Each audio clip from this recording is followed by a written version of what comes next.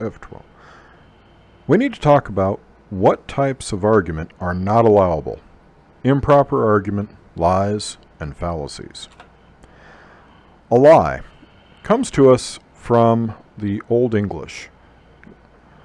It means an untruth, a false statement made with intent to deceive. In Old English, it was liege.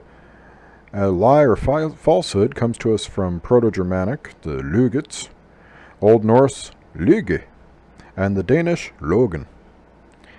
Old Frisian, lena, the Dutch, logen, and the Old High German, lügi.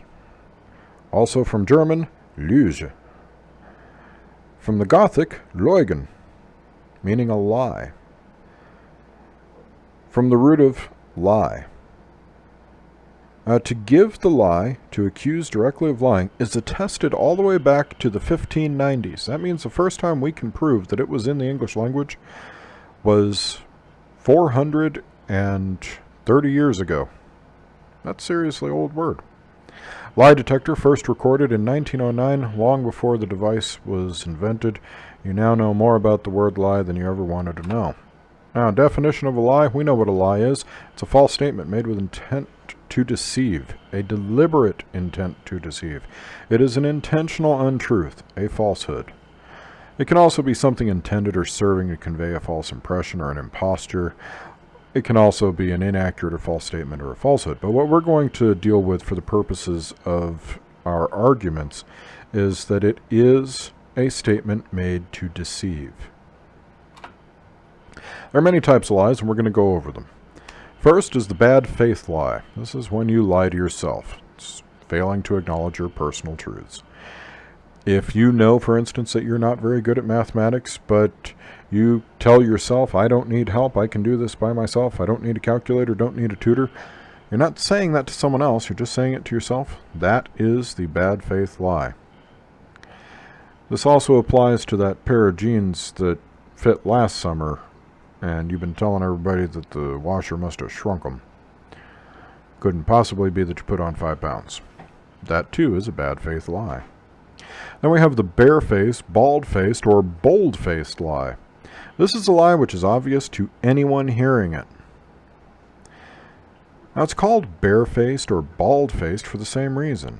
The term comes from a time in England when most men wore beards and mustaches, and men who didn't were obvious. They stuck out in the crowd because they had a bald face or a bare face.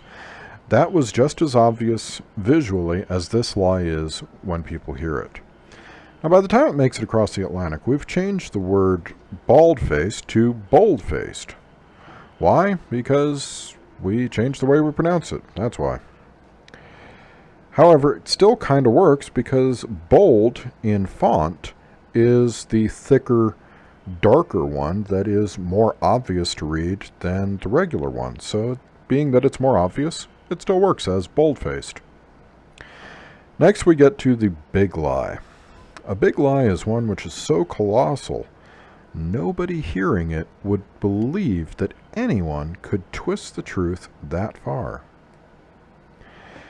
Now, the big lie itself pre-exists the 20th century, but the term was coined by Joseph Goebbels, the Minister of Propaganda during World War II for Nazi Germany. The big lie that they were referring to, of course, was dealing with the Jewish people and the Holocaust and all of that. But the big lie does exist away from Nazis and their hateful existence. Next we have bluff. Now, bluff is when you pretend to have capability or knowledge that you don't actually have. This comes to us from poker. In poker, you either pretend to have a good hand when you have a crappy hand, or you pretend to have a crappy hand when you have a good hand. Bluffing basically means you're hoping nobody catches the fact that you actually don't know what this is or how this works, but you don't, and you're pretending. Next, we get to bullshit. Now, this is the correct name of the type of lie, so don't bother telling me about my foul mouth. Bullshit comes to us from the great state of Texas, where everything is bigger, better, etc. Bullshit is not a complete fabrication. However, the speaker doesn't care as to whether it's valid. As long as what's said appears impressive, they're happy about it. Contextual lies are actually one of the more difficult ones to detect. This is because contextual lies are truth, but they're given out of context, and this is used to deceive the recipient. If you pay attention to what politicians on either side of the aisle say during any year, in any country, you will find contextual lies.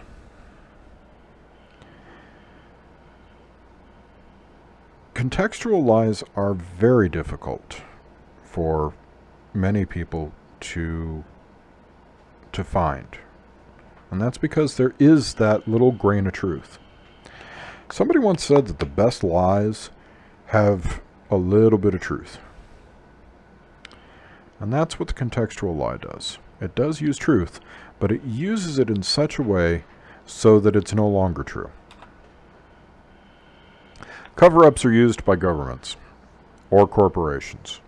These are used to deny, defend, and hide errors in embarrassing situations. You're probably not going to do that in your writing. Deception, propagating beliefs which are not true. Okay. The Flat Earth Society is propagating the belief that the Earth is not a spheroid, but is in fact as flat as a table. Now, this is simply not true. We can prove it through multiple ways. Geometry, trigonometry, we can look at how the planet is formed, we can look at other planets, we can understand how gravity works, and any of this will tell us it's a spheroid. However, they continue to propagate this belief which is not true, and therefore they are practicing deception. Defamation are false statements intended to harm someone's reputation. Now, they have to be false, and it has to be intended to deceive, or to hurt someone. Normally we hear about deception, or defamation rather, with the words of character, and it's usually a legal thing, like somebody can be sued for that. If you walk around saying that somebody, I don't know who, but somebody is this mean, horrible, awful person, and you don't want to hang out with them, that's not defamation. Whether it's true or not, doesn't matter. It's still not defamation because that's not going to hurt their reputation. Now, something which might hurt their reputation is if they were a thief. You know, they had defrauded their previous company. And if you said they had defrauded their previous company and they were a terrible thief, but it was untrue, that's defamation. Deflecting is when you avoid the topic of the lie and pay no attention to it. You do this. You've done this. Think back to any time your parents began a question with, "Where were you?" and you didn't want to tell them. So instead you danced around the topic. But you never actually answered where you were. You didn't lie and say you were over here when you were actually over there. You just didn't answer the question and instead brought up something else. That was deflection. Disinformation. Disinformation campaigns are typically done by larger organizations like corporations or governments. The intent here is to set out false or misleading information to deceive very specific audiences. Now, being economical with the truth means you're holding back facts by speaking very carefully. Everybody's done that one too. It's when you leave out key details that would get you in trouble. Now, you're not exactly telling the truth, but you're certainly not creating a new lie. That is one of the types of lie, and it would be improper in your writing. Exaggeration is when most things are true, but only to a degree. It's also known as stretching the truth. Fabrication is submitted as truth without the knowledge of truth or lie. This is different from bullshit. Remember, in bullshit, the speaker didn't care, as long as they were impressive. In fabrication, the speaker or writer is claiming it to be true, but they do not know for certain whether it is or is not. They're making it up as they go along. Next, we get to fake news. Okay. Fake news is a type of yellow journalism. This is a type which is deliberate misinformation and hoaxes. This term, fake news, goes back quite a ways. It goes back to the Hearst newspaper empire, all the way back to the Spanish-American War. The most famous, or infamous, whichever way you want to look at it, case of fake news was the sinking of the USS Maine, which leads to the Spanish-American War. The Hearst newspaper empire ran a story which said that Spanish revolutionaries had bombed the USS Maine, and that's why it blew up, and that's why it sunk, and now we need to go to war with Spain. So we did. And we kind of won. They gave us Puerto Rico as a please politely fuck off and leave us alone prize. Now here's the problem with the whole story. Although the USS Maine did explode, and it did sink, nobody bombed it. Not the Spanish, not the Americans, not anybody. The magazine, which is where the munitions were stored, had been improperly stacked, and it was too close to the boiler. Those two things led to a catastrophic accident when one spark hit just a little bit of powder and the whole damn ship blew up. It was human error. It was a mistake. It led to a war. Theodore Roosevelt and the Rough Riders went up San Juan Hill. We got Puerto Rico, and all of it was based on a lie. Now, you might associate fake news with Donald Trump and what he says about the media. The way he uses it, he means that fake news is anything he doesn't like to hear, anything he disagrees with, anything he thinks is mean. Well, that's not what fake news is. Fake news is something completely different. You need to understand the way he uses it, because you're a person in this country and you need to understand the politics of your country, and you need to be well informed and vote and all that good citizen stuff that your political science teacher will undoubtedly get through your head. But you also need to understand what it meant in history, because you're going to be reading stuff that's older than Donald Trump. Next, we get to a fib. Now, a fib is a lie over trivial matters. Little things. Little children tell little fibs. Yeah, they're nothing. Now, is it still a lie? Of course it is. Then we get to fraud. Fraud is causing others to believe a lie in order to gain some benefit over them. Typically, we're going to see fraud attached to the word insurance. But you can commit fraud that has nothing to do with insurance. It's just causing other people to believe a lie to gain benefit over them. In a recent set of years, I don't know, 10, 20 years ago, there was a Ponzi scheme which defrauded a bunch of people out of money.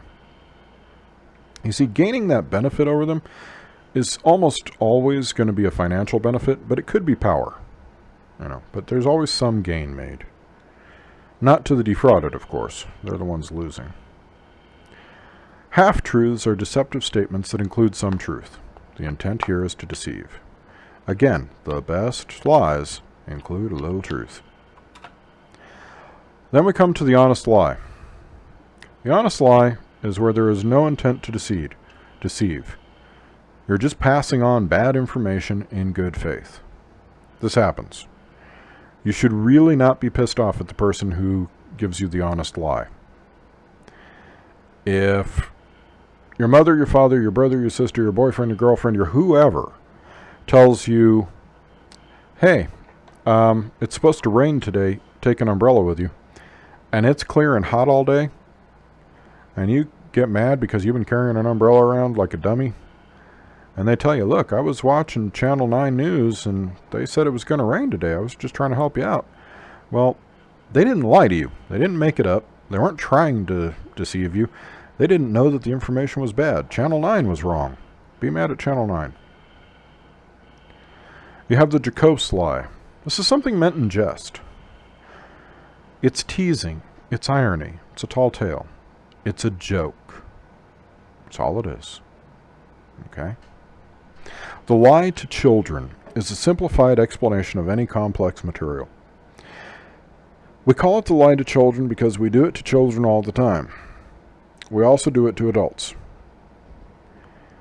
The typical example with children is, why is the sky blue? Now, you could, if you wanted to, explain to the 2.5-year-old how light is both a wave and a particle, and when light passes through the upper atmospheres of the Earth's curved atmosphere, it diffracts, and how diffraction works.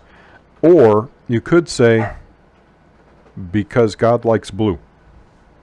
Many parents opt for because it is, because God likes blue.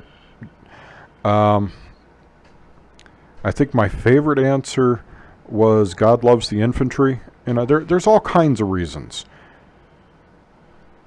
But you don't want to explain that very complex material to little kids, because at the end of it, they don't understand, and they're still left going, okay, but why is the sky blue? We do it to adults also. Whenever you feel that someone is making something far too simple and being patronizing, they're speaking down to you, that is probably the lie to children, and you need to examine it a little more carefully.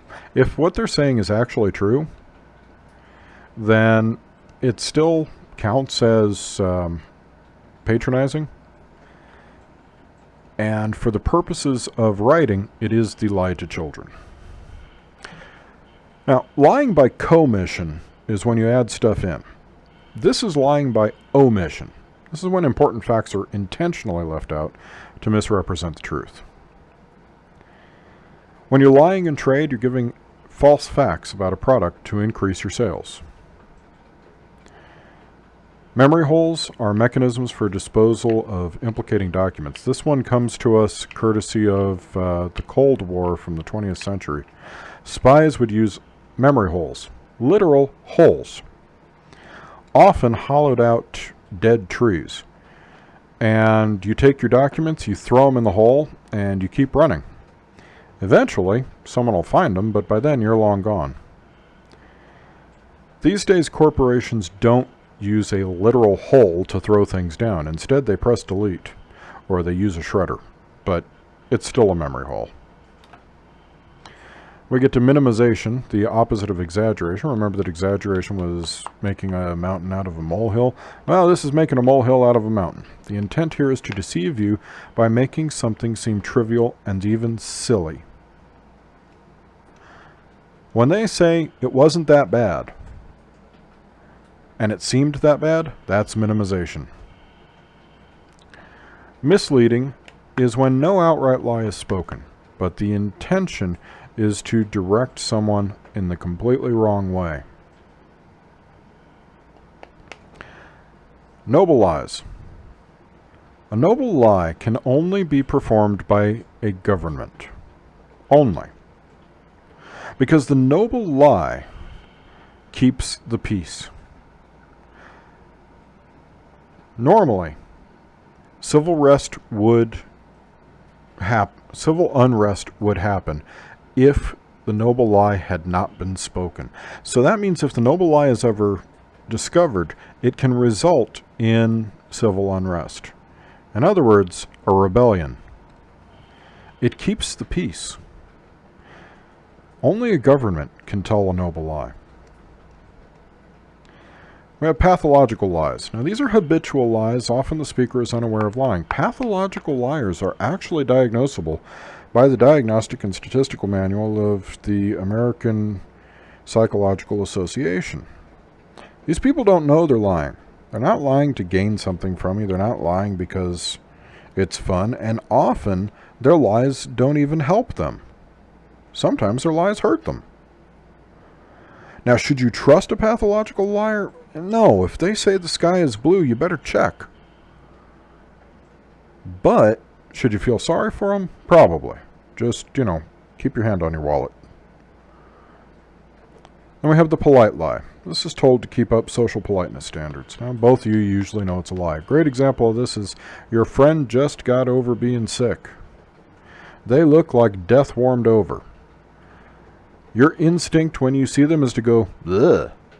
But you don't say that. You say, hey, you're looking good. And they know they don't look good because they feel like death warmed over. And they say, oh, thanks, I feel better. That's a polite lie. You don't want to tell your friend, oh my God, you look like shit, go lay down. And they don't want to hear it. That's how the polite lie works. Then we have puffery. This is an exaggerated claim in advertising. Anytime you see an advertisement and they have a product doing something that seems a little too good to be true, that's puffery. Next we have speaking with forked tongue. This is deliberately saying one thing while meaning another. It's also known as hypocrisy. It is using language to fool the people. Weasel wording is when words and phrases which seem very, very specific have been used, but realistically, only a very vague statement was made. Politicians love to do weasel wording. They're great at it. I think weasel wording was probably invented for politicians, or by politicians. And finally, the white lie. These are harmless, often beneficial little minor lies. They're often used to shield someone from hurtful truth. Little white lies. These are things like, does this dress make my butt look big? And you say, if you're smart, nothing. You pretend you're deaf and you leave. However, your next best option is to say, nope. Your third best option is to say, yeah, that dress makes your butt look big. That one's not really a good plan, but it's better than my friend who said, nope, your ass makes the dress look big. That was a bad plan. Now, here's the problem with the does this dress do these pants make my butt look big? If you ask that question, you already know the answer. You're just trying to get somebody else in trouble, and that's crappy. When we pick up with part 2 of this lecture, we're going to talk about fallacies. Take a break.